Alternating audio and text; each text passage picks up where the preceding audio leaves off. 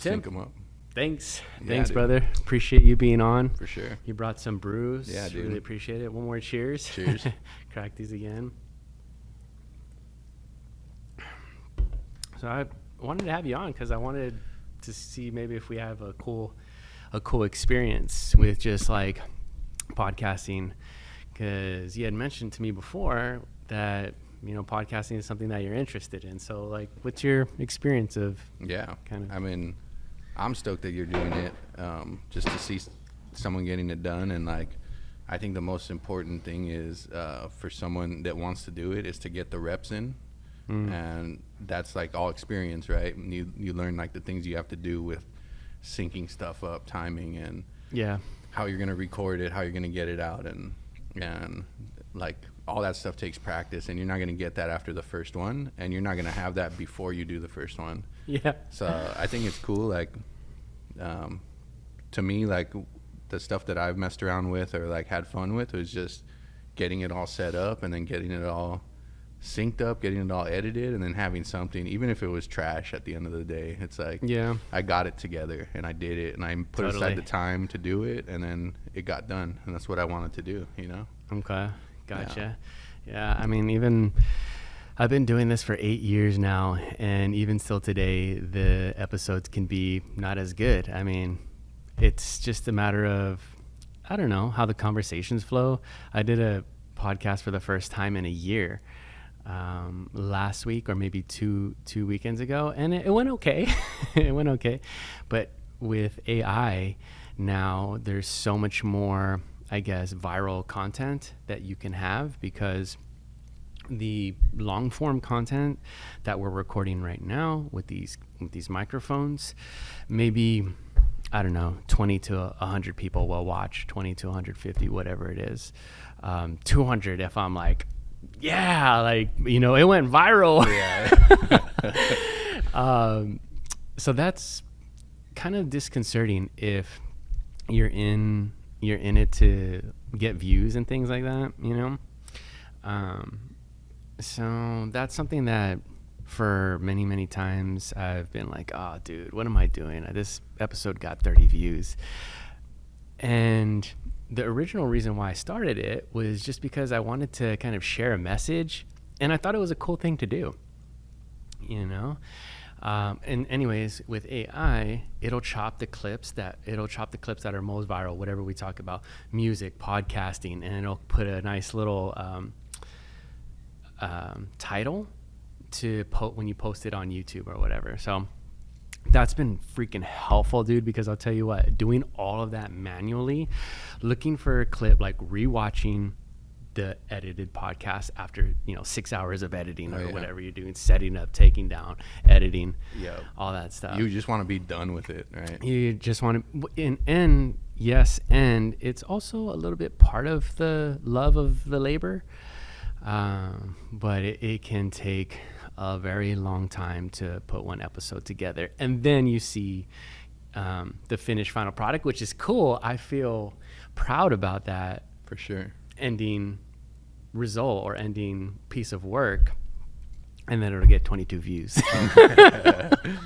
Which again, it could be a little disconcerting. Now with AI, it helps me clip stuff that is that the AI thinks will be most interesting.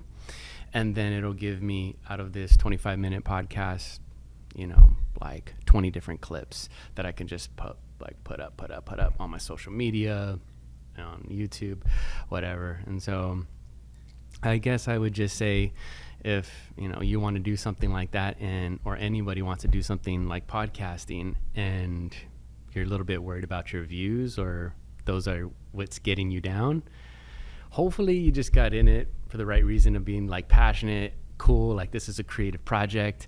And then, you know, later down the line with all these different AI tools, people that you meet, all these new opportunities that are available to you once you start, you know, doing shit that you love. That's really cool.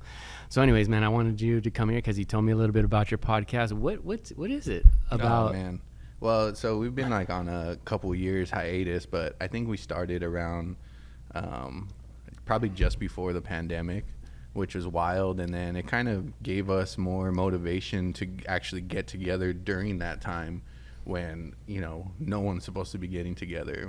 We're not allowed to do anything. So What a crazy time. yeah, crazy, dude. And then 5 years went by so fast already now from that. But like, so during that time was just like, cool, we can get together, we have something to do, you know. And then it's just a crazy time. So there was stuff like, I remember one of the earliest podcasts that we set up, and we were talking about the beginning of the pandemic, when it was like, hey, there's all these people sick and they're not allowed to leave the airport, like stuff like before the whole, you know, world shut down. And those were like the early days of it. Was just like, what do you think this is? Like, I don't know. I think it's a conspiracy. I don't know. It could be this. Is this real? Like, is this really happening? And to go back and listen to that, of us being like just getting the news of something in like late February or, you know, early in the year. Yes, sir. And then to what it turned into, it's crazy, dude. Wild. Yeah. So like, we just always did stuff where it was just really like free formed and no constraints. We tried to play around with like, you know, we'll try to structure it a little bit, do something like, we want to get through this, you know, topic today, or we want to get through like this list of questions, or some kind of debate, or like play a game with like, you know, let's read a script from a movie with you and I as like the main actors, you know. That's interesting and idea. get through a scene, you know. Yeah. So we always just played around, like try to find like what we're good at and but most of all, it's like kind of like to talk about stuff, you know, like that, to bring up subjects that maybe like a lot of people don't talk about, especially if they don't talk about it themselves, you know, publicly.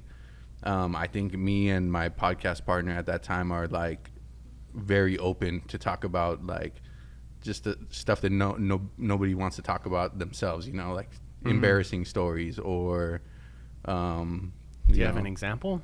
Like just like embarrassing like dating stories. Oh, You know, like stuff like that. Like a lot of people have been there, like, wow, I really did that, dude. Like, you know, what you went through to try to like date or go like meet up with the person, or even that type, when you get there, what kind of person that is, and what kind of person you were to even be in that position at that time, you know. And like, I think that stuff is fun to like, for someone who you know, might have those experiences or maybe never, but to hear us talk about it so openly, and like to be like, oh damn, I guess I'm not the only one, you know. Like, everybody goes through some stuff like that, you know. It doesn't have to be so shameful. Yeah, totally. It's a normal thing, you know. And if we can make it funny, then even better, you know. That's a great way to have content put out, because so many people are like looking for a way to relate to people. And if you're able to talk about those stories and make it funny, it's all the more entertaining. Oh yeah. Because many people have those stories of embarrassing times when, I mean, especially in high school, dude, when you're trying to figure out first how to engage with the opposite sex, it's difficult at times. You know, you might be shy. Yeah, those are like the funniest times, where like everyone goes through that, not knowing, you don't know anything, like you know nothing, dude. You had to learn sometime to either be smooth or to get to where you want to go, but nobody knew anything when they're just figuring it out. So like, those stories are like the funniest, dude. They are. To be like, wow, I actually ended up here. Like, can you believe that? And it's just like, yeah, I can believe that. I can't believe what you would do when you're 15 to try to talk to someone, you know, like. So yeah, it's really, I think probably the most relatable subject is dating and mating, because everybody has, I don't know about everybody, but I would probably say like 99.9% of people have an inclination of, oh yeah, you know, I like that person and I want to try and get to know that person. But here's another topic that comes into the fear of rejection. I don't want to be embarrassed, and I don't want to be rejected. So it's like, okay, we all have this experience of, I like this person, I want to go talk to them, but I'm afraid because I don't know if they like me or they'll like me back. Oh yeah. And that's where everything comes into play, just from like what you do for work, what kind of car you drive, you know, like everything, you know, what kind of, it makes you stand out. It makes you want to be different. Yeah. in order to attract a mate. It's the universal relatable subject. That's like where all the overthinking starts, right? Like the natural thing is just like, I see that, I want it, I'm gonna go get it, and then your brain is like, well, hold on, not so fast. Like, who are you to go do that? And like, yeah, can I? Like, why would I even waste time? Oh, she probably thinks I'm stupid, dude. Like, you know. And then you start overthinking everything, and like, You haven't even said a word to her. I need to get my stuff together before I could even go and talk to that person, and like. Yeah, and then that's where the overthinking starts, where it's like, I don't know, you could probably just go shoot from the hip and maybe something will happen. But everybody has that thing, like the fear of rejection. And then you reject yourself before it even happens. I don't want to get rejected. Here's all the reasons why she would reject me. Wild, right? And you're doing that to yourself before you even get the solid answer. How was your experience, and how did you get comfortable with talking to the girls? I don't know. I wouldn't say I ever got. I don't know how I would be like comfortable for sure having like, like an older sister growing up, girl cousins, and then like homegirls like growing up. I always valued those relationships, was because like I knew different women and girls like in my life that like them. It's not a foreign creature to you, whereas like someone who's like grown up without any female male who's grown up without any females in their life is like I don't even know how to talk to them. They're just like a different thing, and like you don't know what to expect, you don't know anything. So I think I was comfortable like because of having friends, having older sisters and her friends, and like that's all one thing to me. So like when it came to like actually like dating or pursuing someone, and there's still that fear of rejection, that of course there's so many times where it's just like, nah, not me, I'm not the guy to go to approach them, and like you don't really get over it. To me I never got over that, to be like there's some kind of rejection. It's just that I became I got myself into a place where I became that person who I thought that I wasn't, like I'm not good enough because I don't have this or that. Well, I just became comfortable with myself. It's not being comfortable talking to people or projecting to people. It's being comfortable with myself to be like, what am I worried about? Like, if this person doesn't like me, they clearly don't understand what I'm all about. Like, I have all this stuff that I think is cool about myself, or that I like, or that other people think is cool, or that other people like. Like, that's good enough for me. So it's like, hey, here I am. Like, if you don't like it, I don't know what to tell you. Like, yeah. The biggest thing that I've heard. The rejection kind of goes away. Like, you're not afraid to get rejected because you're affirmed of who you are. So that rejection from that person is not going to change my thinking about myself after that. Yeah. But before that point, it would change the way I thought about myself. Being rejected is like, am I cool enough? Am I good enough? Whatever, It sounds like there's a confidence that you have in yourself, and I think that is probably the biggest quality that the other sex is looking for, like the opposite sex is looking for, is confidence. Because if you go say you see somebody who's attractive on the street, a cold approach, that's so scary. But if you go up there with confidence, do you know what I heard? Is that the number one reason for rejection is a lack of confidence. People, if you're going up to somebody and you're not sure about it, they're not going to be sure about it. For sure. But if you're sure about it, at least it gives them a space to where they can be honest and be like, hey, no, like, I'm not really looking to date anybody or talk to anybody.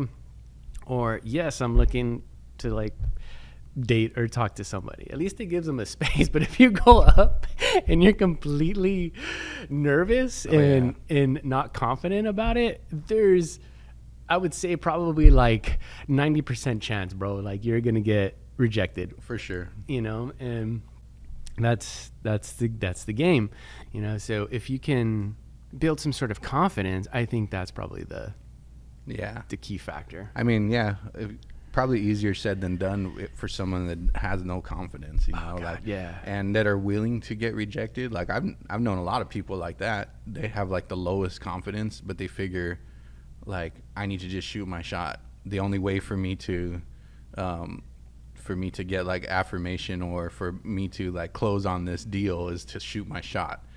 And sometimes they get lucky, sometimes they don't, but they still don't have that confidence, and they're just like, they kind of get over the fear of rejection without gaining confidence. Oh, You know what I'm saying? So like, they I haven't just met anybody like that before. yeah, they kind of just like, the fear of rejection is just like, I'm gonna get rejected anyway, I'm just gonna go. And that's that's a ballsy person right there, like super ballsy. Like, they just convince themselves that that's not a big deal, instead of like, maybe you or I think's more introspective about like, if I get rejected, it's probably like these things that I need to fix about myself, you know? And this kind of person is like, whatever, on to the next one until I get a yes, you know? I'll get 10 no's before I get a yes, but it's about like the numbers game. They're probably in sales or something. Yeah. It's about being a salesman, dude. Yeah. Be a salesman about it. That is probably the key to success, is like the ability to go from rejection to rejection without the loss of enthusiasm. I forget who said that, but that's very, very true. Yeah. People who ask, those are the people who are more likely to get what they want. There's very few people who have a natural charisma, are amazingly attractive, or this and that, and those people are like models. You know what I'm saying? They don't really have to develop a personality. They don't have to do much. They're just absolutely gorgeous, and it could be a double-edged sword. Yeah, they probably maybe never had to develop confidence either. Like, they just always had it. If you're always told you're the greatest, or you're the best, or you're the most attractive, you probably are, and then you're gonna go with that, you know? Yeah, but then also, it doesn't, if it has no substance, as you get older and you start to see other people with skills, whatever it might be, a personality, and then I think maybe sometimes models might get insecure about shit, like, I don't have any fucking brains, traits, characteristics that anybody likes. Yeah. And it can become a weird thing. But like, taking it back to high school, man, that's hilarious. Do you have any funny stories that like you'd like to share? Oh man, I don't know. I was always like, I want to say like, I never really like focused on or chased girls when I was in high school. I was more into like partying, dude. I was like skating and smoking and drinking and doing all that stuff you're not supposed to do when you're a kid. But that was fun to me. And I just knew that I was like, I think I knew that whatever path I was on, that didn't match with like, I couldn't see myself, you know, holding hands with a girl, walking around at that time, doing the stuff, kind of debauchery I was into, playing in like shows, or going to like backyard shows. All that stuff. Like, of course there's girls there and it's cool, and like you do want to get noticed, and you do think about it, like shooting your shot. But I was like, I didn't have the same like tenacity as other people around me that are just like, I need to get this girl's attention, I need to talk to her. I was like, if it happens, cool. If not, I'm busy doing other stuff, you know? Yeah. So I didn't have that in high school. I wasn't like obsessed like most boys 15 years old are like, I don't know what that comes from, but just having better things to do to me was like partying and stuff. And that's interesting. Skating, playing music, and that's awesome. Yeah, that's that awesome, kind of stuff. In many ways, I've heard that what a woman wants is not for you to make her the number one thing, like she's your entire world. She wants you to have a number one goal. So in high school, maybe it's a party, it's a skate, is to, you know, play music. And then because that is what you found cool, a woman can step into that environment, into that world that you've created for yourself, and enjoy the fruits of the connections, all that stuff that you've created. And so in many ways, I think you probably just did it indirectly. Yeah, I agree with that. Yeah, I agree with that because later I found exactly those cases where it's like, it's because of it's because of playing music where I'm with my girl now. She saw me playing drums when we were really young, like in high school. And I never met her until way after. I never met her until a couple years ago. But she's wow. like, I always knew who you were.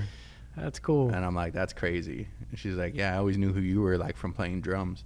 So like, even like this relationship that I'm in now is like, I attribute that from me playing music and me having like those blinders on, you know, like I wasn't playing music to get attention from girls. I played music because I wanted to be the best at it and I wanted to have fun. That's what I wanted to do with my life. And while I was doing that, I happened to get someone's attention that remembers that part about me, you know? Yeah. Like, and been attracted to me focusing on this goal, and they're attracted to me while I'm doing that, you know? Yeah. So that's absolutely true, I think. Yeah, that makes sense. I remember I've been playing guitar since I was like 15 and a half. And I was in a band in high school, and we had a show at Alhambra High. And this was cool. I didn't really get into music. For the girls, I kind of just thought that's what my friends were doing at the time. And I was like, that sounds fun. Like, maybe I'll do that too. And we played a show at Alhambra. And I remember this girl coming up to me after the show. She's like, "You're Marty, huh?" I'm like, "Yeah, that's right, I am." Yeah. I felt so cool, dude, like a rock star. But that's sort of the qualities that when you're doing something you like to do, people tend to gravitate towards that. That's been my experience. Yeah, it's a real recognized real, right? Real recognized real. Yeah. And with your drumming, you said you've been doing it for a long time, since you were really, really young. Yeah. Your parents got you into drumming, or kind of how did that happen? No, I kind of got into it. So my parents don't really play music. My dad would dabble with a guitar. But my grandparents are like musicians. Even in their retired years now, they're mid to late 80s, and that's all they do is arrange music, and they have their different bands and groups that they play with, and that full time. My awesome, grandfather was like a music teacher. I didn't really get much from them, just they always had instruments around and stuff like that, and it was more from like people around me in elementary school. We had a music program, which probably like I wouldn't have had any hopes or interest in doing it without having access to music and instruments at school. So all because of that music program and because of that music teacher. And I was a terrible student. I was terrible at it. I failed every class, but in music, I went to music and I was good at that. So it was like, there's no denying it. Like I was never denied music because my grades were bad, or, you know, because of like me messing up in school or whatever it was. Like I always had music to go back into that room, and I'm not like the same piece of shit that I felt like outside of that room. Gave you confidence. Yeah, it gave me confidence. Yeah. So like there is something that I'm good at, and it's this, and it's undeniable. Everybody knows it. So that's the thing that I'm going to go with. I never got any love outside of that, so I'm going to go with this, you know? Yeah. Who's some of your favorite drummers, or like your favorite bands? Oh, man. We'll wrap it up in a few minutes here. I don't know. So, like, probably I'd have to say, like, Mitch Mitchell, like, drummer for Jimi Hendrix Experience. Oh, okay. That's a bad dude right there. Ginger Baker, like, I'm influenced by, like, some of those old guys, probably not around anymore. And, of course, growing up, it was always Travis Barker. Was the baddest dude, fastest hands. Yeah. Everybody wanted to play like that. One of my favorite drummers, I'm not sure his name. I need to know this dude's name. But one of my favorite bands is System of a Down. Oh, yeah. Yeah, so I love the way that they play music. Right. And the way that he drums he's sick. And in high school, dude, I feel like that was the beginning of the double bass, because I hadn't heard it much before, but I used to love going to shows and seeing live performance, and people like just having a great time. Oh yeah. I'm not sure if that guy from System of a Down uses a double pedal, but man, that's like one of my favorite all-time bands. He's definitely badass, dude. A lot of System of a Down music is just like those kinds of beats, like they ride a lot on that rhythm on what he's putting together, for like changing like the rhythm part of the song, even though the guitar player is playing on like a separate rhythm. It could be like chugging, but this dude is playing like a boom, Yeah. and like, yeah, that's a badass drummer. Yeah. It's terrible that either of you me or you can't remember his name though. I know. No, I'm gonna remember his name, and if anybody knows his name, he can give me shit in the comments. Just write it down here, dude. The post. Cool. And your shirt is a drum. Yeah. Turn it up. That's dope. How often do you practice, or how often do you like My drums. fuck around on the drums? I haven't touched my drums in probably like a year. Okay. They've just been up on a shelf in my house. But every once in a while,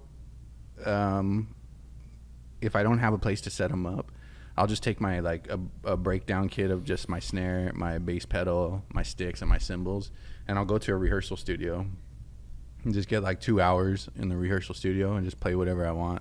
Okay. So I'll do that, but it's been a long time since I was like ready for like the starting position, you know. Gotcha. Like, fell out of it, and like I still feel now when I just jump on a kit, for sure I'm like rusty. Yeah. I feel stuff where I'm like, I never felt that before. How come my hand's not moving? You know, Yeah. It's not moving as fast, or like missing stuff, or like that stuff never happened to me growing up, because I played so much, dude. I played every single day for hours a day, multiple times a day. That's like all I had. Yeah. And so like I never experienced being rusty. I never experienced losing time. And now that like I haven't played for, it's been years, and like each year I play less and less. I haven't played with anybody for at least probably a year, you know. Yeah. Alfred's places, or Michael's place is they got a setup. Yeah. So it's kind of great to just be around those types of people. Just very fun, For and a lot of sure. like musically creative people. Yep. You Yeah. know? Those are my boys, dude. Those are my homies, and like those are all the friends that I have are like that. And I've always had that, you know, growing up and being with all of my friends are musicians, and we always have like put the time aside to be creative and to do stuff like that. But right now there's no studio, there's no home studio, so it's been stale, but it's not gone forever, you know. Gotcha. And come back at any time. It's like riding a bike. Yeah. It is, yeah. You'll remember it. It's one of those things. If you don't use it, you lose it. Yeah. Kind of one of those things. But once you start to pick it back up, you pick it back up very quickly. Yeah. I play my guitar a lot more. I started playing guitar probably like 10 years ago, and for maybe like a similar sense, wherever I was in my life, I always had my drums set up. But I kind of like fell out of love with playing the drums. There was just like, I felt like I had done most things. I could hear something being played, and it wasn't often that I would hear something that I didn't know how to play or that I had to figure out. That was like a lot of my love for it growing up, was hearing someone play something and being like, what the hell is this guy doing? And then going into the garage and figuring out until I get that. And I kind of lost that for years, you know. Either maybe I wasn't listening to enough newer artists or whatever, but I just didn't feel like challenged on it. And it's not really, other than to sweat and like to get your heart rate up, it's not really fun to play it by yourself. Yeah, you the know? drums? Yeah. Yeah. You're just in there smashing and like it's loud, everybody hates it, and like I'm getting a good workout, but the guitar is way cooler to like pick up and play by yourself. And I'd love to maybe jam out with you sometime. yeah, that'd be cool, dude. We got to do it. Cool, Get man. it going. All right, dude. I think that's about time. The camera should shut off just in about a couple seconds. Cool. Thanks for your time, bro. Yeah, I dude. appreciate it. I appreciate you.